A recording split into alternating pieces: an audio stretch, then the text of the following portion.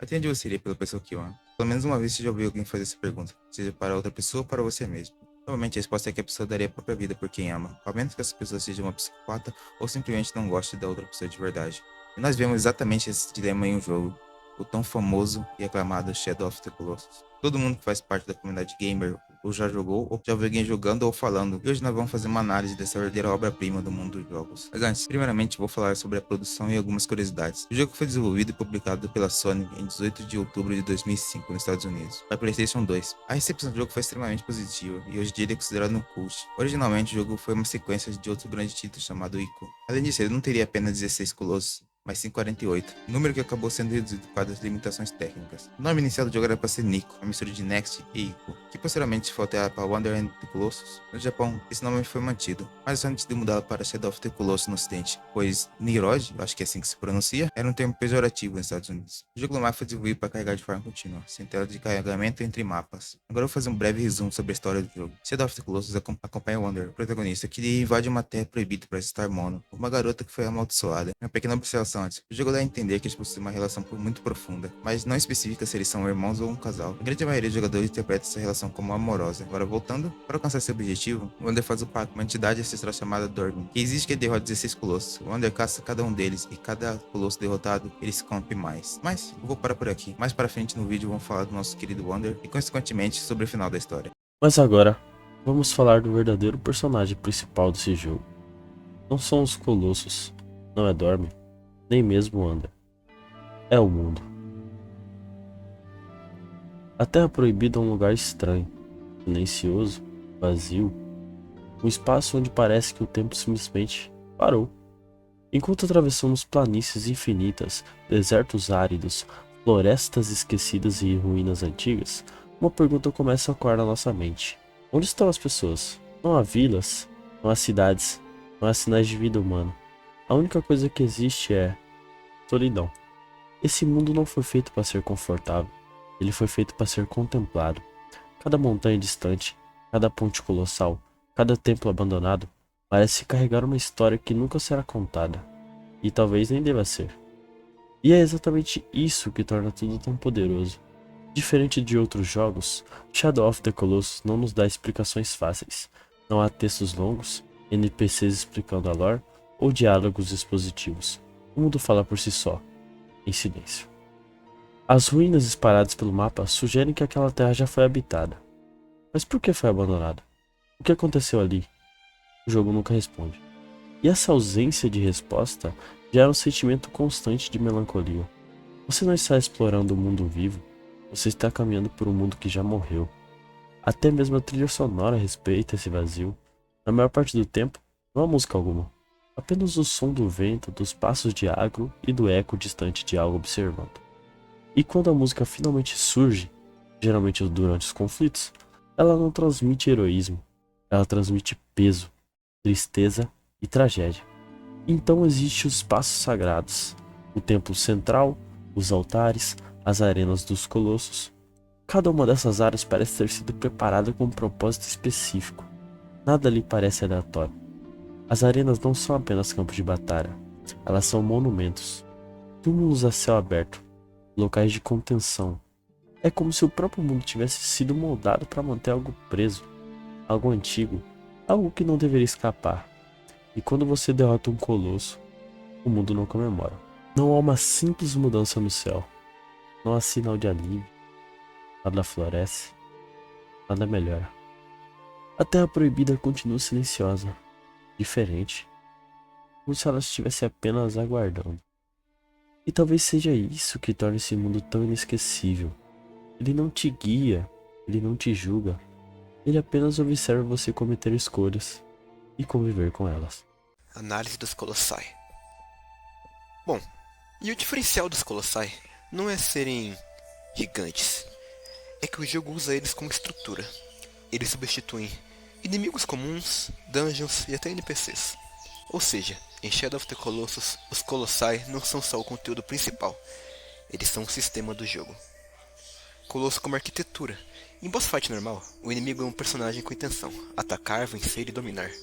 Aqui, o Colosso funciona como uma arquitetura dinâmica. Isso aparece em três coisas bem concretas: silhueta e escala, A forma deles é legível de longe, como se fosse parte da paisagem. Você não encontra um inimigo, você encontra uma estrutura. Um movimento lento e previsível, pois o Colosso não se comporta como uma criatura ágil. Ele se comporta como massa, e massa tem inércia, peso e atraso. E por último, a interação por superfície. Você não interage com ataques, você interage por pelos, pedras, placas, ombros e costas, e saliências. O jogo te força a ler o Colosso como se fosse um mapa vertical. Isso muda o gênero da luta. Não é ação, é sim uma travessia. Também, o combate é uma prova de locomoção. A consequência disso é simples.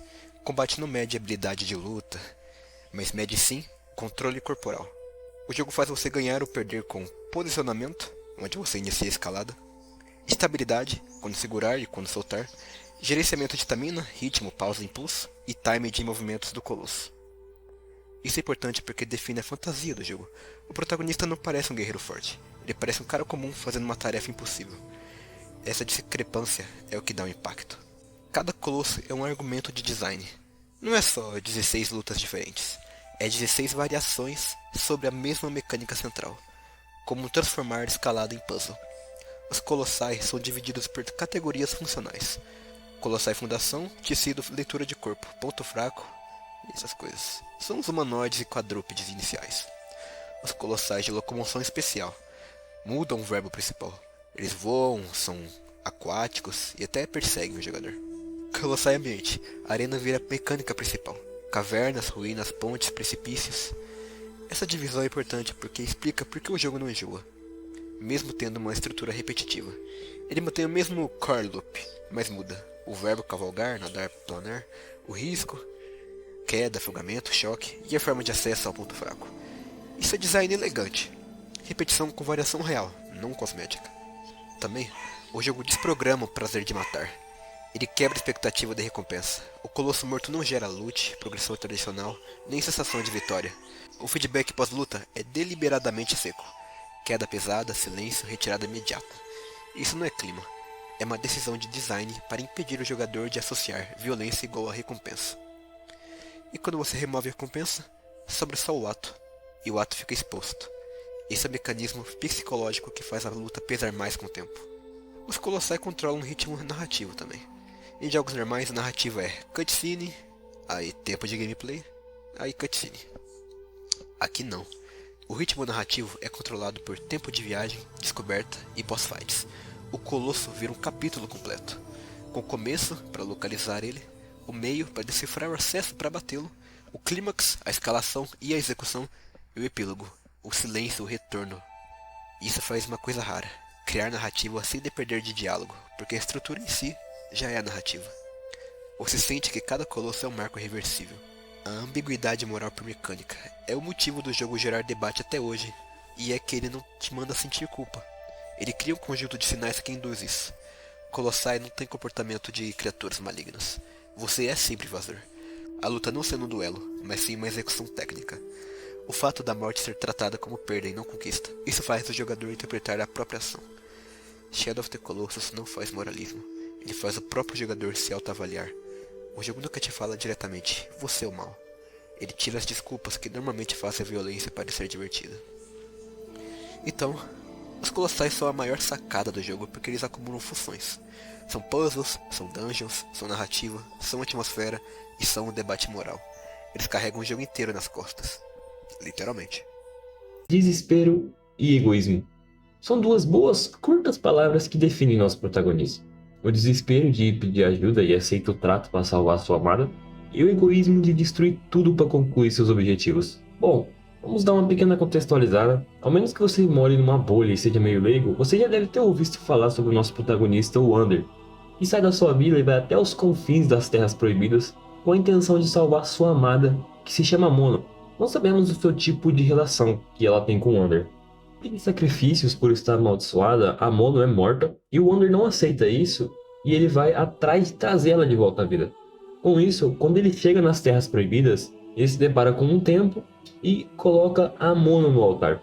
Nisso, uma voz dupla, masculina e feminina, aparece falando para ele, oferecendo possibilidades. E essa pessoa é o nosso querido Dormin.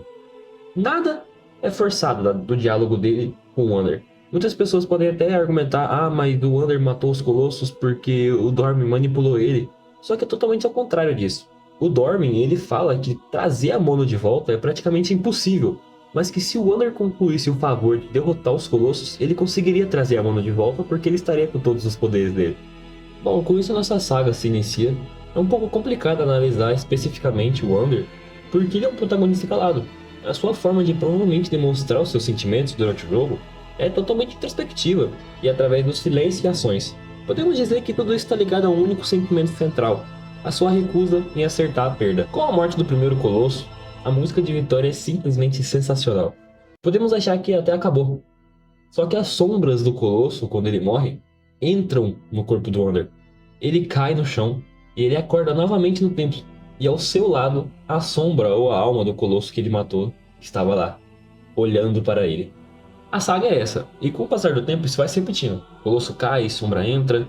Nos primeiros, 3 Colossos, a gente pode até falar que eles são realmente monstros e tal, porque eles veem o Wander e atacam ele. Porém depois existem alguns que nem mesmo nos atacam.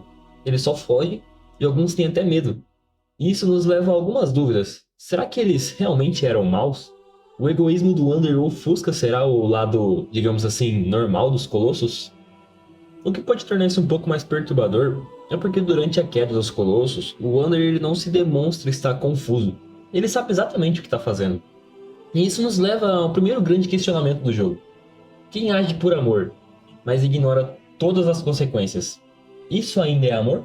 Ou é apenas um medo de ficar simplesmente só no mundo? Seguindo essa linha de consequências, todas as vezes que nós matamos os Colossos, sempre é a mesma cutscene, do Wander caído no templo com a sombra dos Colossos ao redor dele. Porém, quando eu estava dando uma olhada no jogo, ao matar o 8º Colosso, uma cutscene nova surge.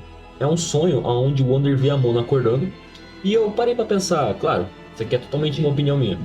Se o Wander estivesse refletindo sobre suas ações, olhando se tudo isso valia a pena, perguntando será que tudo isso é certo que eu estou fazendo? E aí ele tem esse sonho e relembra do seu objetivo de trazer a Mono de volta. Com isso, a sua jornada continua. Bom, dando uma contextualizada, antes de falarmos do final do Wander, só passar rapidinho que enquanto o Wander estava matando os Colossos, Imo com um grupo de soldados vão se direcionando às Terras Proibidas atrás do nosso protagonista. Voltando para o foco agora, no último Colosso, antes de chegarmos nele, nós passamos com Agro por uma ponte que estava em pedaços, e ela começa a cair. Com isso, Agro se sacrifica, caindo no abismo e jogando o Wander para frente. Bom, se a convicção para não ficar sozinho já era alta tendo a Agro de companhia, agora sozinho, nada mais impediria o nosso protagonista. Ao chegar no último Colosso é bem complicado de ir até ele, porque ele arremessa algumas bolas de fogo e para nós chegarmos lá nós precisamos passar por algumas trincheirinhas para poder escapar das bolas de fogo que ele arremessa. Porém, assim que nós chegamos, nós conseguimos escalar nele, e nós vemos que ele é um colosso frágil. Ele tem apenas um ponto fraco, e o Wander sobe na sua cabeça e mata ele. Sendo consumido pela última sombra do colosso, ele retorna para o templo totalmente fodido, com a sua aparência totalmente modificada e se assemelhando a mais um monstro do que um humano. E Imon, no templo, vendo isso, ele simplesmente ordena seus homens a matar a criatura.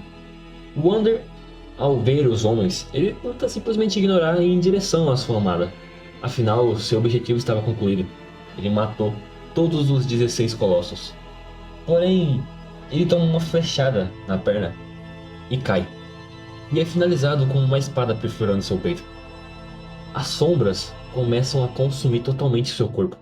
E Dormin assume e retorna a sua forma e tenta destruir os homens de Imon que estavam no templo. Imon, vendo tudo isso, pega a espada sagrada de Wander, usa uma magia e taca na água para poder selar o Dormin novamente. Seus poderes sendo sugados até o poço de água, o jogo até nos deixa controlar o Wander para tentar escapar. Porém, é impossível. A gente acaba caindo na água e o jogo encerra aqui. Bom, com a provável morte do nosso protagonista, ficamos tristes, claro. Porém, a parte boa é que Dormin cumpriu a parte do seu acordo. A Mono, no altar deitada, ela acorda e se levanta, sozinha, sem ninguém ao redor dela. Porém, de fundo, nós conseguimos escutar alguns trotes vindo. E a Agro aparece viva. Como? Eu não sei. Mas ela aparece, só com a perna machucada. E as duas começam a andar pelo templo, e de fundo começam a escutar um choro. E esse choro era o Wander, que voltou a ser um bebê, porém com uma peculiaridade diferente. Agora ele possui um par de chifres. Bom, a história e a saga do nosso protagonista em Shadow of the Colossus acaba aqui. Muitos consideram o final sendo uma possível redenção para o Wander, porque ele voltou a ser um bebê que é a forma mais pura dos humanos. Alguns citam que é uma punição, porque ele revive a Momo, mas ele não vai estar lá para poder vê-la. Então é uma interpretação que fica a critério de alguns. Alguns levam em consideração isso e alguns levam em consideração outros. O que vocês acham? Vocês acham que o Wander ele teve sua redenção no final? Ou isso é uma punição para ele? Bom, Shadow of the Colossus é um jogo muito complexo para se analisar. E isso faz o jogo ser uma obra-prima até os dias de hoje. Mesmo após 20 anos do seu lançamento, sempre terá coisas novas para poder falar do jogo. Porque é simplesmente interpretar o que você jogou, joga e veja o seu ponto de vista. É muito legal como tudo funciona muito bem até hoje. Bom, rapaziada, essa foi nossa análise sobre o game. Deixe seu like no vídeo, se inscreve no canal, ativa o sininho para receberem as notificações. Nós vamos continuar trazendo mais análises de jogos. Deixe nos comentários a sua opinião sobre Shadow e suas análises sobre eles. Vamos estar olhando todos os comentários. Um abraço a todos vocês que assistiram até aqui e até semana que vem. Valeu, falou!